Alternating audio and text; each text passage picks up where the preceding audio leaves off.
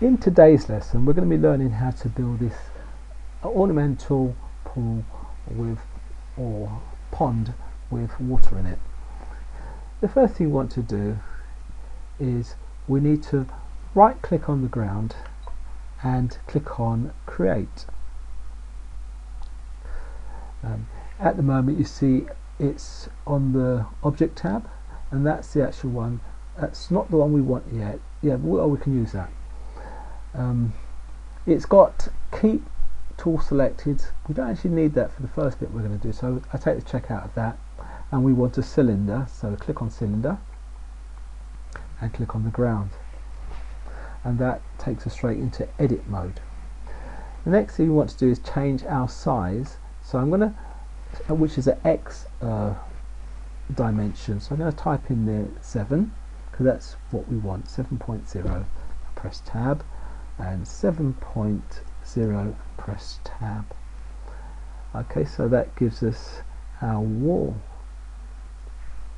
The next thing I want us to do is to make the bit's going to be water. So I'm just going to make an identical copy of this by doing something called using the wand tool, and by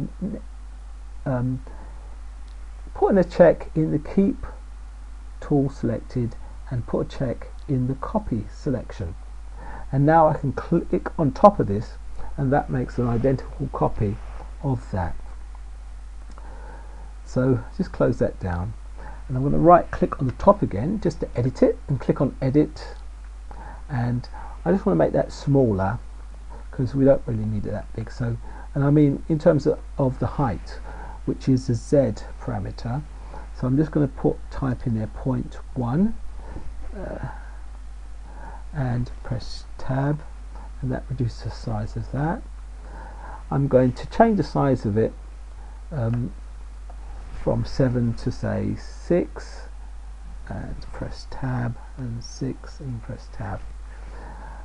To create the texture, I'm just going to what we want. I'm going to click on the texture tab up here, which is next to the feature, and I'm going to click on the texture box here, and in this search box here in the pick texture I'm going to type in water, and then I'm going to scroll right down to near the bottom where it shows the library, and in the library you've got the texture, and then it's got the first one we've got it's got this water ripple. That's one we want, so click on water ripple and click on OK.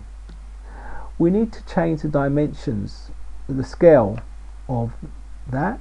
At the moment the horizontal scale is 12. We want to change it to 4.0 and press tab, and for the vertical we want that 4 as well, so press 4.0 tab, and that's got our water. We're going to lift up a second so you can see. Now the bottom section we want to make that hollow, so I'm going to go to object, click on the object, and that gives us the option to make it hollow. So we're going to make that hollow by say 70. Let's type in 70 and see how that looks, and that looks reasonably good.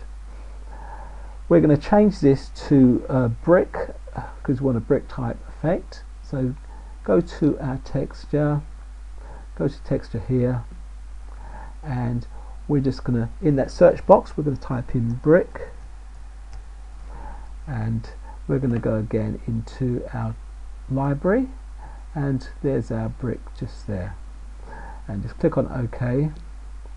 Now we're going to change the dimensions of the brick. So what we'll do is we need to go to the horizontal scale where it's got here, it's got 14 at the moment, so we'll change that to 4. See what that looks like. Oops, it's gone to 40, so I'm going to have to do it again, 4.0, and that should do it now. And tab, and on the vertical scale we're going to type in 4.0 and press tab, and that gives us a wall. We notice this, the actual side bit doesn't look quite right, so we're going to change that as well. So we click on that side bit, and we're going to click, and we want to change the vertical scale because it's not quite right. So we're going to try, say, 2 and see what that looks like. 2.0. It seems to have changed everything. I'm sure I did select. Oh, sorry, I felt there's something I missed. Let's make that back to 4 again. There's something I should have showed you. Okay, before we click on that face, we've got to go up here and select face. That's what I should have said. We have to select face, then we can click on the side now, and now we can go to the vertical scale, and we can type in, say, 2.0, and notice it's still very squashed up. Really what we probably need is a point measurement rather than just have 2. 2 is too big, so we're going to try something like 0.1 and see how that looks. Almost right. It's quite big, so we're going to change that to, say, 0.2. And okay, that's slightly better. The horizontal is still a bit wide, so we're going to change that. So we need to double that up, so we'll call that 8.0, and it looks a lot better. And we're going to change the 0.2 to, say, 0.3 and see how, and that looks a lot better. So we've got our sizes worked out. The last thing we want to do is to lower our water, so right click on the water and click edit and just lower that down, and we're going to add some script. So click on content, click on new script. I've actually clicked on it twice. Let's delete one of those because we don't need 2, we only need 1. So double click to open that script. Oops, I've still got a second one, so I'll delete that. Okay, good. So double click on the new script. At the moment it's the default hello script. We don't want that. We're going to put a different script in there. So I'm going to copy all that. Control A, hold down control button, press the A button. That highlights everything. And now I can delete that.